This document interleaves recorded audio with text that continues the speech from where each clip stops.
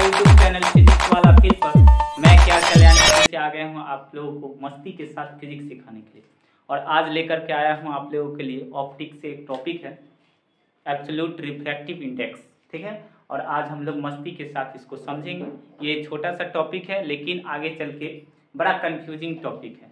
बच्चा कंफ्यूज हो जाता है कि आखिरकार किसके सापेक्ष किसका जो है अपवर्तनांक कैसे निकालेंगे और आगे इसका यूज किस प्रकार से होता है, हम लोग इस पर चर्चा करेंगे। आप लोगों के लिए टॉपिक लेकर के आए हैं। सबसे पहला है एब्सोल्यूट रिफ्रैक्टिव इंडेक्स, इस पर चर्चा करेंगे। इसको हिंदी में हम लोग बोलते हैं निरपेक्ष अपवर्तनांक। हिंदी में बोलते हैं निरपेक्ष अपवर्तनांक। ये 10th और 12th दोनों के लिए उपयोगी टॉपिक है। अब देखिए, हम लोग जैसा कि जानते हैं कि निर्वात या हवा में प्रकाश की चाल सबसे ज्यादा होता है और वो हमारे पास है 3 × 10⁸ मीटर प्रति सेकेंड। ये सब भी ऑब्जेक्टिव वगैरह में पूछते रहता है। हम लोग जानते हैं सबसे ज्यादा स्पीड अगर प्रकाश चलती है तो वो हवा या निर्वात में, और उसका स्पीड होता है 3 × 10⁸ मीटर प्रति सेकेंड। इसके अलावा अगर वो किसी भी मीडियम में प्रवेश करता है तो उसकी चाल घट जाता है। अब उसकी चाल जब घट जाता है तो हम लोग अलग अलग माध्यमों में प्रकाश की चाल बार बार माप करके निकालना हम लोगों की बस की बात नहीं है। तो इसके लिए प्रायोगिक रूप से वैज्ञानिकों सब ने हर माध्यम में प्रकाश की चाल को माप लिया और एक रेशियो बता दिया, और उस रेशियो को ही हम लोग अपवर्तनांक के नाम से या निरपेक्ष अपवर्तनांक के नाम से जानते हैं। अब वो रेशियो क्या है उसको समझिए। किसी भी माध्यम में हवा या निर्वात में प्रकाश की चाल, ठीक, और फिर जिस माध्यम में हम जिस माध्यम के अपवर्तनांक की बात करेंगे उस माध्यम में प्रकाश की चाल के जो अनुपात होते हैं उसको हम लोग बोलते हैं निरपेक्ष अपवर्तनांक, ठीक है। जैसे हम लोग अगर हम पानी के निरपेक्ष अपवर्तनांक 1.33 होता है, इसकी बात करेंगे तो ये कैसे निकाला गया हो, तो हवा या निर्वात में प्रकाश की चाल इतना फिक्स है, वो हमेशा याद रखेंगे। अब फिर जाकर के पानी का अपवर्तनांक निकालने के लिए हम लोग क्या किए होंगे, पानी में प्रकाश की चाल को मापे होंगे, फिर उसके रेशियो को निकाल दिए होंगे और एक वैल्यू आ गया 1.33। तो हमको बड़ा सा वैल्यू याद करने से आसान हो जाता है, जो अपवर्तनांक याद करके हम पता कर सकते हैं जो प्रकाश की चाल किस मीडियम में क्या है, ठीक है। तो निरपेक्ष अपवर्तनांक आप लोग समझ गए होंगे क्या है, हवा या निर्वात में प्रकाश की चाल और उस माध्यम में प्रकाश की चाल के अनुपात को उस माध्यम का निरपेक्ष अपवर्तनांक या अपवर्तनांक कहते हैं। तो इसको हम लोग लिख लेते हैं एक बार, क्योंकि जो आदमी लिखना चाहेंगे वो यहां से भी स्क्रीनशॉट लेकर के लिख लेंगे। हम लोग लिखेंगे हवा या निर्वात में प्रकाश की चाल तथा उस माध्यम में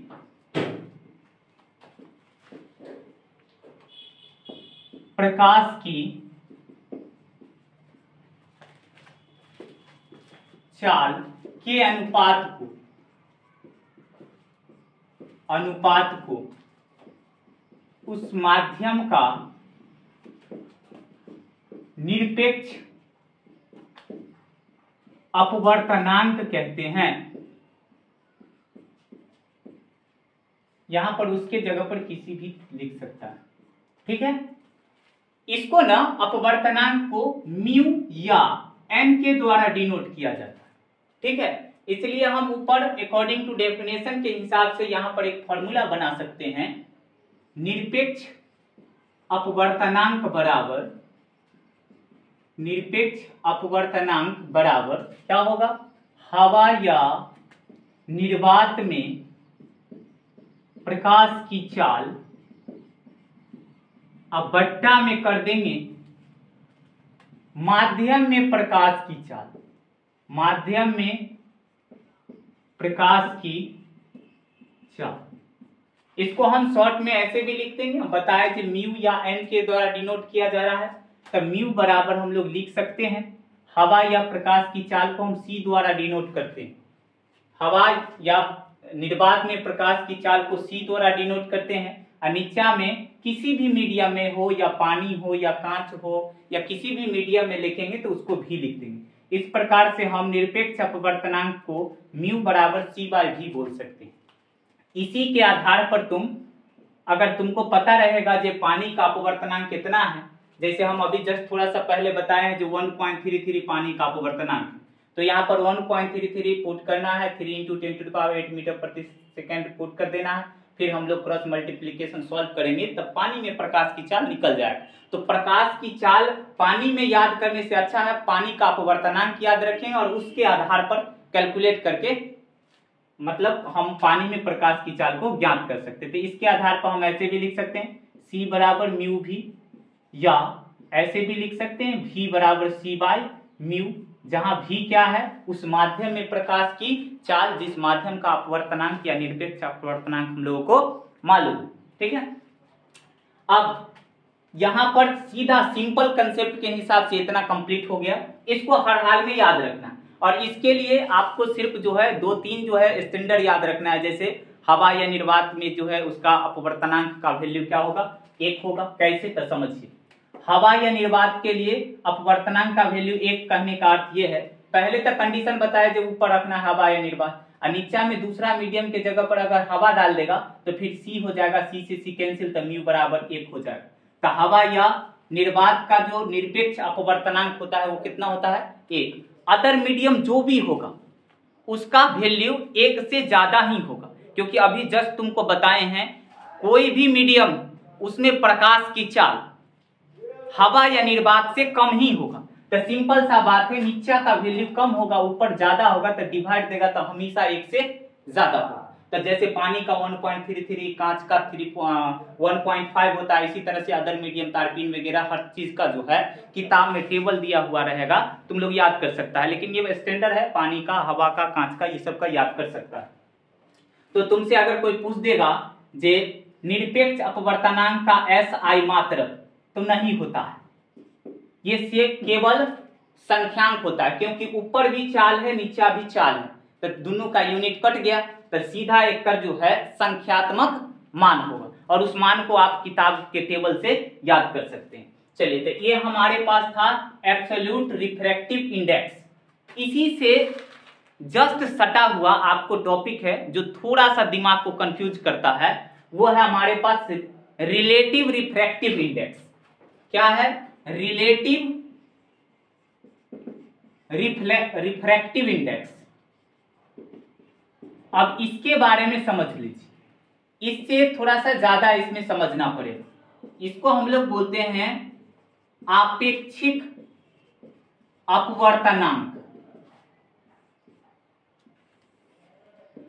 अब इसको समझिए, इसमें हवा या निर्वात की अपेक्षा किया गया जो प्रकाश की चाल क्या है, जैसे जिसको भी पता रहेगा इसका अपवर्तनांक, तो हम बता सकते हैं जो हवा का निरपेक्ष अपवर्तनांक 1 होता है, पानी का निरपेक्ष अपवर्तनांक 1.33, तो ये पानी की तुलना में हवा में प्रकाश की चाल ज्यादा होगा क्योंकि इसका अपवर्तनांक कम है। याद रखेंगे, जिस माध्यम का अपवर्तनांक अधिक उसमें प्रकाश की चाल कम, और जिस माध्यम का अपवर्तनांक कम उसमें प्रकाश की चाल अधिक।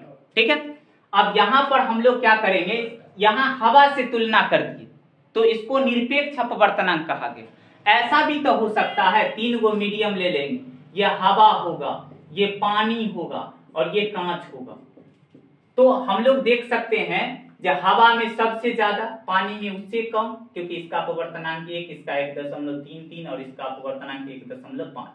तो इसकी तुलना में इसमें प्रकाश की चाल कम, और फिर इसकी तुलना में भी तो इसमें प्रकाश की चाल कम होता है। तो हम किसी एक मीडियम के सापेक्ष दूसरे मीडियम में भी चाहेंगे जो उसका प्रकाश की चाल तुलना करके पता कर ले, तो इसके लिए हमको क्या करना हो, एक मीडियम के सापेक्ष दूसरे मीडियम का अपवर्तनांक निकालना होगा, और यह इसी को हम लोग बोलते हैं आपेक्षिक अपवर्तनांक। यहां पर निरपेक्ष वाला में हवा फिक्स होगा, एक्चुअली में ये भी क्या होता है, आपेक्षिक ही होता है, लेकिन ये हवा के सापेक्ष होता है, तो इसलिए इसको निरपेक्ष कहा गया है। अब यहाँ पर हवा नहीं रहेगा, ऊपर में कोई भी मीडियम हो सकता है, नीचे में भी कोई भी मीडियम, मतलब किसी एक मीडियम के सापेक्ष दूसरे मीडियम में प्रकाश की चाल अगर हमको जानना होगा तो उसके लिए हमको एक मीडियम के सापेक्ष दूसरे मीडियम का आपेक्षिक अपवर्तनांक निकालना होगा। तो इस प्रकार से हम इसको भी परिभाषित कर सकते हैं। किन्हीं दो माध्यमों के निरपेक्ष अपवर्तनांकों के अनुपात को आपेक्षिक अपवर्तनांक कहते हैं। आपेक्षिक अपवर्तनांक कहते हैं। मतलब वहां पर हवा के सापेक्ष था, अब किन्हीं दो माध्यम, पानी और कांच ले भी सकता है, हवा पानी ले सकता है, हवा कांच ले सकता है, इफ एनी मीडियम, किसी भी कंडीशन में आप लागू कर सकते हैं। अब जैसे फॉर्मूला क्रिएट करने के लिए यदि पहले माध्यम का अपवर्तनांक अगर हमारे पास μ1 हो तथा दूसरे माध्यम का अपवर्तनांक क्या हो μ2, तब हमारे पास एक माध्यम के सापेक्ष दूसरा का अपवर्तनांक आप निकाल सकते हैं। तब पहले माध्यम के सापेक्ष दूसरे माध्यम का अपवर्तनांक निकाल सकते हैं आप। कैसे? तो हम क्या करेंगे, क्या बताए हैं, जो ऊपर जैसे निरपेक्ष था तब म्यू बराबर c/v था, तो जिसके सापेक्ष निकाले थे उसके अपवर्तनांक को ऊपर डाले थे उसमें, तो हम लोग क्या कह सकते हैं, यहां पर लिख सकते हैं पहले माध्यम के सापेक्ष कह रहा है, दूसरे माध्यम का अपवर्तनांक कह रहा है, तो लिख देंगे दूसरे माध्यम का अपवर्तनांक और बट्टा में पहले माध्यम का अपवर्तनांक, पहले माध्यम का अपवर्तनांक। अगर आपको दो माध्यम दिया हुआ है और एक माध्यम के सापेक्ष दूसरे माध्यम का अपवर्तनांक निकालना है तो उसके लिए फॉर्मूला अप्लाई करेंगे, दूसरे माध्यम का अपवर्तनांक बटे पहले माध्यम का अपवर्तनांक। इसको हम लोग कैसे छोटा सा फॉर्मूला में लिखते हैं, तो गणित ये हिंदी में लिखा, इसको ऐसे म्यू लिखेंगे और किसका अपवर्तनांक था, दूसरा माध्यम का अपवर्तनांक किसके सापेक्ष था, एक, इस तरह से डिनोट करेंगे। बच्चा कंफ्यूज हो जाता है इसमें, क्योंकि अगर इसको नीचे लिख देंगे इसको ऊपर लिख देंगे तो इसका कंडीशन बदल जाएगा, तब यहां पर बदल जाएगा, दूसरे माध्यम के सापेक्ष पहले माध्यम का अपवर्तनांक हो जाएगा। सांकेतिक रूप से कैसे लिख सकते हैं, सांकेतिक रूप से इसको μ12 पढ़ेंगे और इसका वैल्यू, इसका मतलब हुआ ये पूरा हिंदी, क्या है पूरा हिंदी, तो पहले माध्यम के सापेक्ष दूसरे माध्यम का अपवर्तनांक, तो जिस माध्यम का अपवर्तनांक निकाले हैं उसको नीचा लिखेंगे और जिस माध्यम के सापेक्ष कह रहे हैं उसको ऊपर लिखेंगे। अब यहां पर बताइए क्या होगा, दूसरे माध्यम का अपवर्तनांक ऊपर क्या माने हैं, तो μ2 माने हैं, पहले माध्यम का अपवर्तनांक क्या माने, तो μ1 माने। तो हमारे पास याद रखना है μ12 = μ2/μ1, अर्थात पहले माध्यम के सापेक्ष दूसरे माध्यम का अपवर्तनांक, दूसरे माध्यम के अपवर्तनांक बटा पहले माध्यम के अपवर्तनांक के बराबर होंगे। ओके, अब देखिए इसको हम दूसरा तरीका से, मतलब चाल के रूप में भी अपवर्तनांक को क्या किया जाता है, निरपेक्ष अपवर्तनांक को व्यक्त किया जा सकता है। जैसे हम लोग जानते हैं, चूंकि अभी जस्ट आप लोगों को बताए हैं निरपेक्ष अपवर्तनांक में जो μ1 बराबर c/v, हम बोले थे अलग अलग माध्यम में प्रकाश की चाल अलग अलग होता है, तो अलग अलग माध्यम का अपवर्तनांक भी अलग अलग होता है। तो अगर मान लो यहाँ पर μ1 लिख देंगे तब प्रकाश की चाल क्या हो जाएगी, उस माध्यम में बदल जाएगा, तब v1 लिख देंगे और ये वाला कांस्टेंट होगा हर कंडीशन में, क्योंकि वो निर्वात में प्रकाश की चाल। तो हम लोग लिख सकते हैं चूंकि μ1 बराबर c/v1, ठीक है, और μ2 बराबर C/V2। यहाँ पर C2 नहीं कीजिएगा क्योंकि वो चेंज होने वाला नहीं है, कांस्टेंट है। तब हमारे पास अगर निकालना चाहिएगा μ12 तो क्या हो जाएगा, तो यहाँ पर वैल्यू पुट कीजिए C/V2, यहाँ पर वैल्यू पुट कीजिए C/V1, तो आप सॉल्व कीजिएगा तो C/V2 गुने V1/C, काट दो रे बउआ, तो V1/V2 और यहाँ पर μ12 आएगा। देखिए इससे भी एक फॉर्मूला हम लोगों को निकल गया। अब हम इस प्रकार से भी कह सकते हैं कि इस फॉर्मूला के आधार पर भी बता सकते हैं आपेक्षिक अपवर्तनांक, आप चाल दो मीडियमों का दिया रहेगा तब पर भी बता सकते हैं और यहां पर लिख सकते हैं।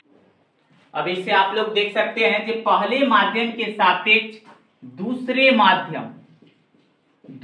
माध्यम का अपवर्तनांक, तो कैसे लिख सकते हैं, μ12 ऊपर V1 है तो क्या लिख सकते हैं, पहले माध्यम में प्रकाश की चाल बट्टा दूसरे माध्यम में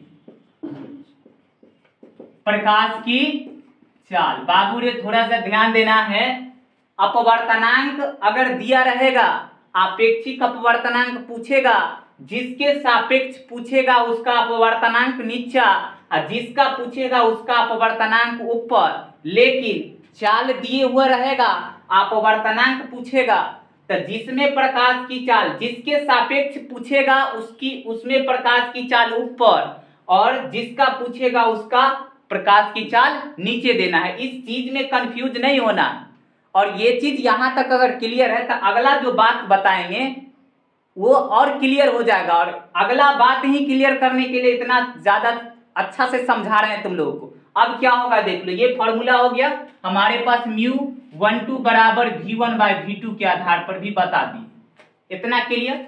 अब तुमको इसी बात को उल्टा करके पूछेगा, अभी तक बताए पहले माध्यम के सापेक्ष, अब इसी को उल्टा कर देगा, बोलेगा ये सब कुछ सेम रहेगा, बोलेगा दूसरे माध्यम के सापेक्ष पहले माध्यम का अपवर्तनांक बताइए, तो इसको उल्टा कर देना। इसमें क्या कर देंगे, पहले माध्यम का अपवर्तनांक बट्टे दूसरे माध्यम का अपवर्तनांक हो जाएगा।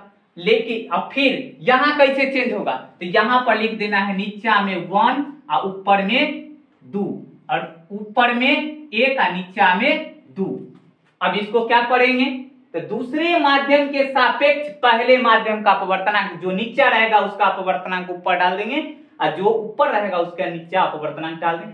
सेम प्रोसेस ऐसे करेगा तो सेम टू सेम आएगा, लेकिन यहाँ पर थोड़ा सा चेंज हो जाएगा। ये क्या हो जाएगा बुआरे, तो यहाँ हो जाएगा V1 और यहाँ पर क्या हो जाएगा, इसको तो चेंज करना ही ना होगा, ये होगा 2 और 1, ये हो जाएगा हमारे पास V2। तो ऊपर क्या हो जाएगा V2 और नीचे आ जाएगा V1, तो यहाँ पर हो जाएगा फॉर्मूला चेंज होकर V2/V1 क्या होगा 2/1 का μ21 का। बस यहाँ पर फिर से हम इसके आधार पर परिभाषित कर देंगे, जो पहले माध्यम नहीं बल्कि अब दूसरे माध्यम के सापेक्ष पहले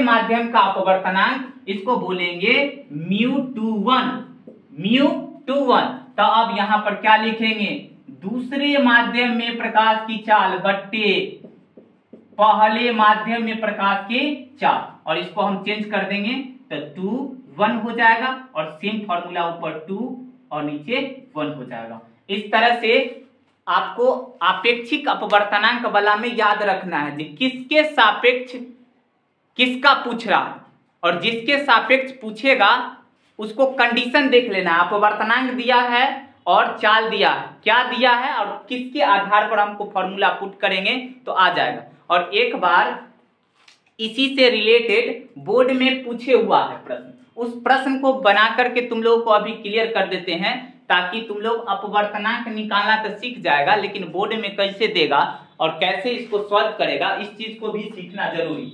तो देख लो, एक प्रश्न छोटा सा देते हैं, इस चीज को ध्यान में रखो, हम छोटा सा प्रश्न देते हैं इसी के बीच में, क्योंकि तुम लोगों को कंफ्यूज नहीं होना, ठीक है, जो क्या लिखवाए और क्या, जैसे बोल देगा कांच तथा पानी का निरपेक्ष अपवर्तनांक क्रमशः 3/2 तथा 4/3 है, तो ज्ञात करें। पूछ देगा एक नंबर में कांच के सापेक्ष पानी का अपवर्तनांक और दूसरा नंबर में पानी के सापेक्ष कांच का अपवर्तनांक। अब इस तरह के प्रश्न दे दिया और इसको कैसे सॉल्व करेंगे देखो, एग्जाम में ये प्रश्न पूछे हुआ है और ज्यादातर ये प्रश्न जो है ऑब्जेक्टिव के रूप में पूछता, ऐसे सब्जेक्टिव भी पूछ दे तो कोई दिक्कत नहीं है, सीख लीजिए। अब इसको कैसे सॉल्व करेंगे, सॉल्यूशन के लिए हम लोग क्या देखेंगे, देखो दिया हुआ है म्यू पानी के लिए, देखो कांच तथा पानी का निरपेक्ष अपवर्तनांक बोला है तो कांच का 3/2 है, तो यहां पर क्या लिखेंगे mu g refractive index of glass. अब बताओ ये किसके रिस्पेक्ट में होता है, तो एयर के रिस्पेक्ट में होता है, तो यहां पर लिख देंगे 3/2। अब दूसरा है पानी के लिए म्यू डब्ल्यू, जिसको वाटर कहेंगे, refractive index of water with respect to किसके होता है रे, तो एयर के, तब 4/3 दिया है। अब हमको ये चीज पता है, अब निकालना क्या, पहला है कांच के सापेक्ष पानी का अपवर्तनांक। अब ऐसा कहेगा तो किस तरह से निकालेंगे, इसको कैसे लिखेंगे, पानी का अपवर्तनांक पूछ रहा है तो नीचा W, किसके सापेक्ष पूछ रहा है तो कांच के सापेक्ष, तो G ऊपर, refractive index of water with respect to glass. Okay, तो हम लोग कैसे निकालेंगे समझाएं बहुआ रे, जो नीचा रहेगा उसको ऊपर लिखना है, तो क्या लिखेंगे refractive index of water with respect to air by refractive index of glass with respect to air. Okay, अब सॉल्व करो, सिंपल, इसका वैल्यू कितना दे ले है बाबू रे 4/3 और बट्टा में क्या है 3/2, बताए 3 मल्टी 2/3 हो जाएगा, उल्टा हो गया। अब यहां पर हम लोग देखेंगे तो 8/9 हो जाएगा, म्यू जी डब्ल्यू, मतलब refractive index of water with respect to glass कितना होगा 8/9। जबकि अगर इसी में दूसरा प्रश्न की बात करें, दूसरा प्रश्न अगर बनाने का कोशिश करें तो क्या होगा, पानी के सापेक्ष कांच का अपवर्तनांक, तो क्या होगा म्यू, किसका अपवर्तनांक तो कांच का, तो नीचा लिखो, किसके सापेक्ष तो पानी के, तो ऊपर लिखो W, refractive index of glass with respect to water, तो क्या होगा refractive index of glass by refractive index of water, लिख देंगे दोनों में ये लिख देंगे क्योंकि शब्द होता है एयर के रिस्पेक्ट में, तो हमारे पास क्या हो जाएगा देखो 3/2 और बट्टा में हमारे पास है 4/3, सॉल्व करो 3/2 गुने 3 कितना 4, तो 9/8, ये हमारे पास म्यू जी डब्ल्यू जी है। अब देखो दोनों में एगो 8/9 आया और एगो 9/8 है, ऑब्जेक्टिव बार में प्रश्न पूछता है ना, तो दोनों प्रश्न दे दिया, मतलब दोनों ऑप्शन दे दिया। अब दोनों ऑप्शन दे देगा, तुमको क्लियर नहीं रहेगा तो अगर 8/9 वाला ऑप्शन चाहिए 9/8 लगा देगा, गलती हो जाएगा। तो यही चीज को कंफ्यूजन नहीं होना चाहिए, ध्यान रखना है कि किसके सापेक्ष किसको रखना है, तो हम किसको ऊपर और किसको नीचे रखेंगे, इस बात को ध्यान में रखेंगे। और इससे संबंधित कहीं पर भी, इससे आगे जब स्नेल के नियम पढ़ेंगे, चाहे प्रकाश से संबंधित कभी भी हम मीडियम की बात करेंगे तो वहां पर उसके अपवर्तनांक से ही माप किया जाता है मीडियम का, ठीक है।